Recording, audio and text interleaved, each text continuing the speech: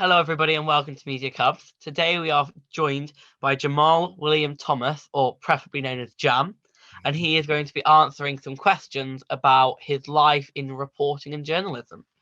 So first, we are going to be heading over to Freya. Can you tell us a bit about your job? Of course I can. So my job on a daily basis, I always describe it in the simplest terms as, on the whole, driving around the Northwest, drinking tea and listening to people's stories. That's the kind of basis. There are some days where it's not quite like that, but quite often it is like that, and it's nice. We obviously work hard. We don't just drink tea and listen. We have to actually film the stuff and make packages and make a television program. So we produce 30 minutes of television every day. Weekends we produce bulletins, which are a bit shorter, but every weekday at least we produce 30 minutes of local news. So my job in particular is to drive around and film stuff, film the stories themselves. Sometimes I'll get in front of the camera and I'll report myself, and I have to shoot my own stuff, which is difficult, but it's fun.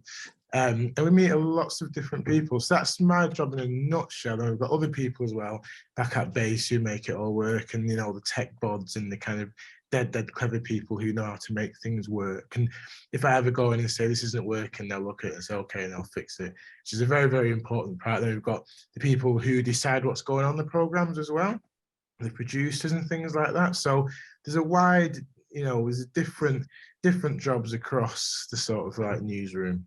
Lots of different jobs. What do you enjoy about your job and why? I enjoy just talking to people. As you can tell, I talk a lot. That's a very good skill to have in this job, because if you don't talk a lot, it's not great doing journalism. So that's kind of how you get by in work every day, is by talking. So I enjoy meeting people. I enjoy talking to different people, finding out lots about other people and what makes people tick and what they enjoy doing as well. So yeah, I enjoy that's the good side of my job. What do you find most challenging about your job? What do I find most challenging? Time pressure could be one, because a lot of the time we film something in the morning or the early afternoon and it's got to go out at 6 p.m. that evening.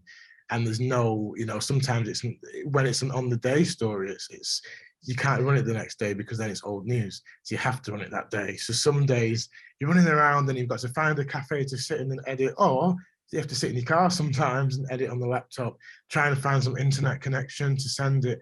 I think they're the challenges, really, the time pressure behind it. Sometimes you've got days where you know that piece isn't going out until maybe the next day or the next week, so you can take your time a bit. But when it's an on-the-day story, you've got to be on the ball with it. I always knew I wanted to do something in media, so when I was like 15, in fact, when I was younger than that, I was dead into cameras, loved it. I always tell people, I used to walk around as a kid, and when I was going shopping with my mum, I'd walk around like this, pretending I was filming stuff.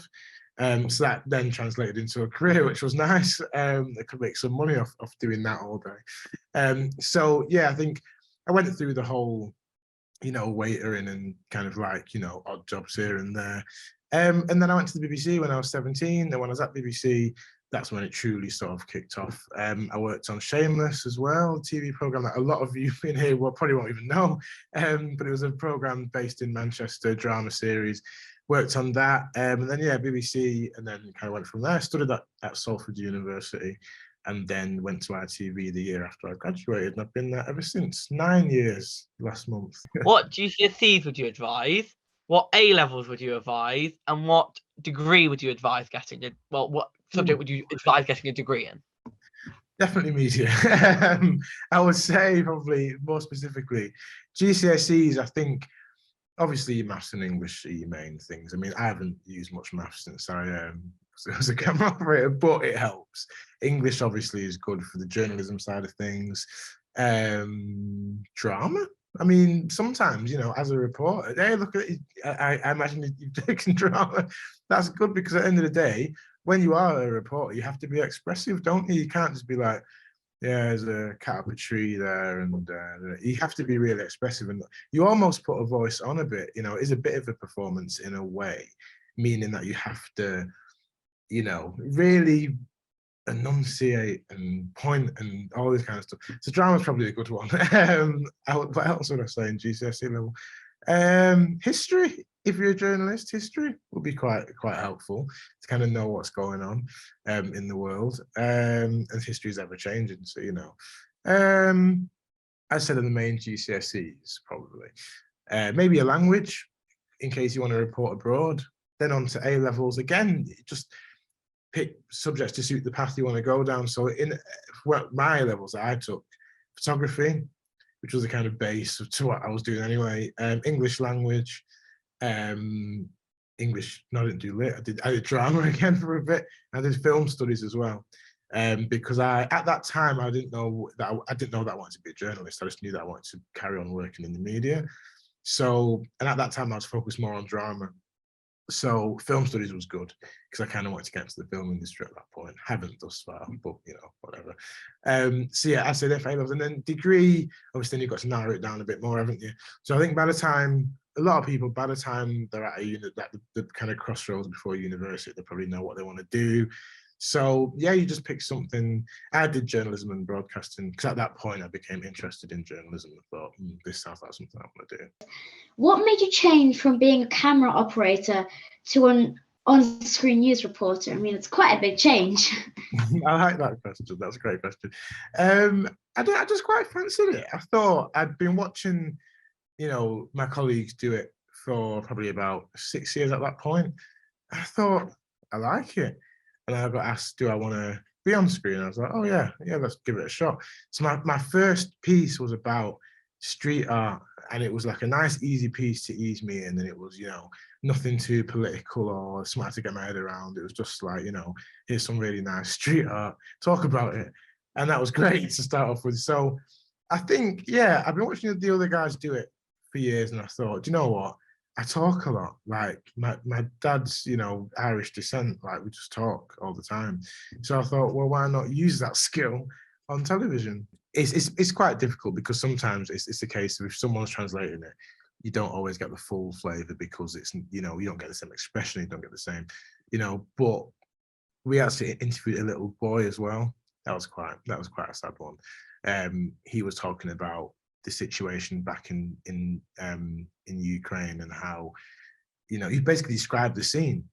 So, and he was doing the thing, doing all his noises, and we got a lady who spoke both to translate, and yeah, that was quite sad. But yeah, we had to do that a lot in Poland. Do you think there is enough representation in the media for people from lots of different backgrounds? I love that question. I really do, and I'm glad that you're thinking about it at that age as well. It's getting better, is my honest answer. It wasn't great, but it's getting better, very much so.